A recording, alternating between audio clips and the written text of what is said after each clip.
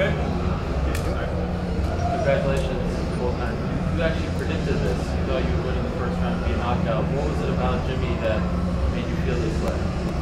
I mean, it's not about Jimmy, but it was a matchup of really two strong strikers with big knockout power. So, I mean, we both go for the kill. We in-range fighters, so of course it's going to be explosive and really fast. And I know I got power.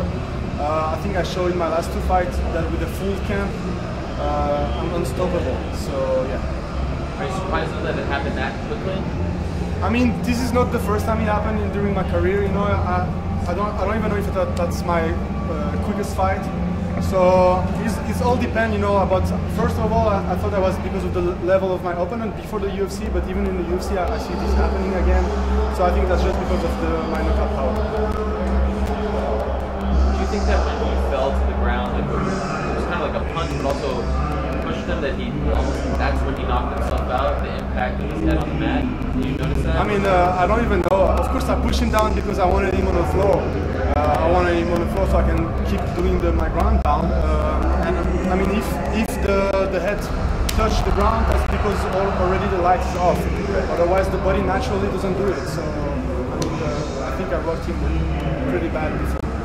When you compared, did you scout him being not lazy, but like, did you notice openings in the clinch ahead of time? Like, did you? I mean, he has a slow pace. He like to look around, you know, bring the guys in place he wants, and he goes slowly because he has a lot of powers. But that's what it does, you know. He has a slow pace, but you know, when he unloads, he's really explosive.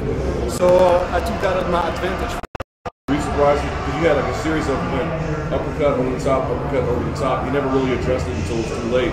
Were you surprised, like you just sort of accepted that? I mean, I don't even know what happened really. I didn't really check the replay, but I mean, it's fighting, you know. Once you get a rock one time. I mean, I think I proved that because he was fighting for the belt. What if they give it to Gustafsson there? The beef with John Jones and Cormier both have a tough 5-round fight with Gustafsson, and I think the fans want to see that fight, the revenge and everything, you know, a lot of stuff.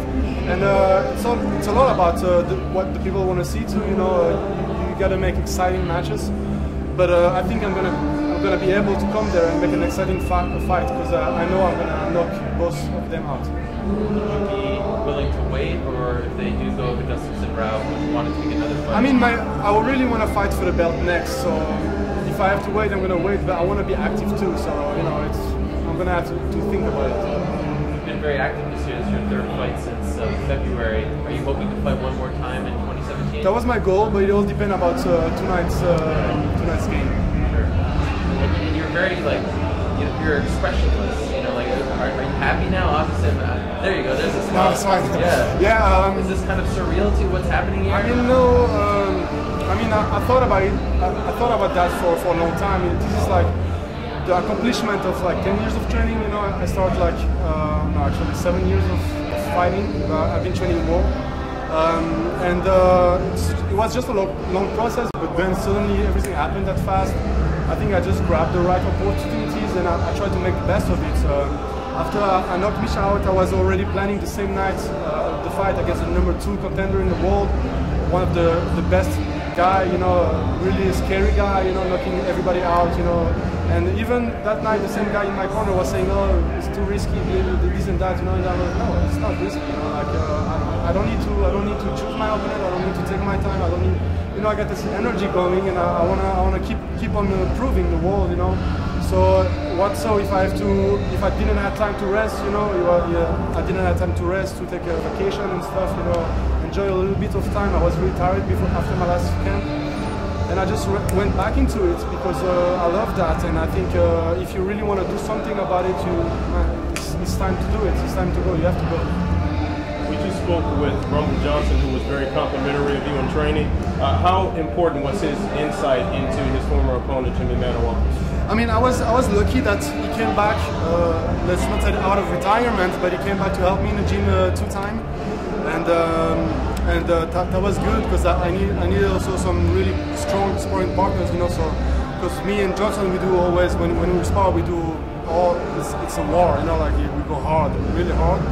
And I like that because it's like a fight, you know. And then I got other people around. I play differently when I spar, you know. I go more technique, more fast, you know. I get a whole bunch of people, but I know when I spar with Johnson, it's like really tough. So I was happy that he was here. But of course, those 2 years, you know, training and learning, there's a lot of things, you know, are really helpful. How satisfying was that knockout early? Gesturing afterwards to your wrist. What about the emotion that you had in that moment and the crowd kind of going with you? I mean, I was happy for sure. This is, I think, also a good proof that my new nickname suits me well because I got no time, and I think that's why also because I know people are really fast, and I wanna go for the belt also really fast. Yeah. What is the nickname? No time. No time. Who gave you that? I think it was my friend all around back home in Switzerland. Also, because Switzerland is a country of watches.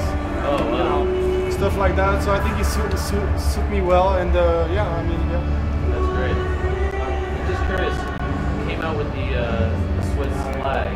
I actually heard from some Turkish fans who there are not a lot of Turkish MMA fighters who were saying, well, why don't you come out with both since you're half Turkish as well? Yeah, because the only thing is like I'm half Swiss, half Turkish. I grew up in Switzerland, born and raised, and I got educated here, and you know, I spent all my life here.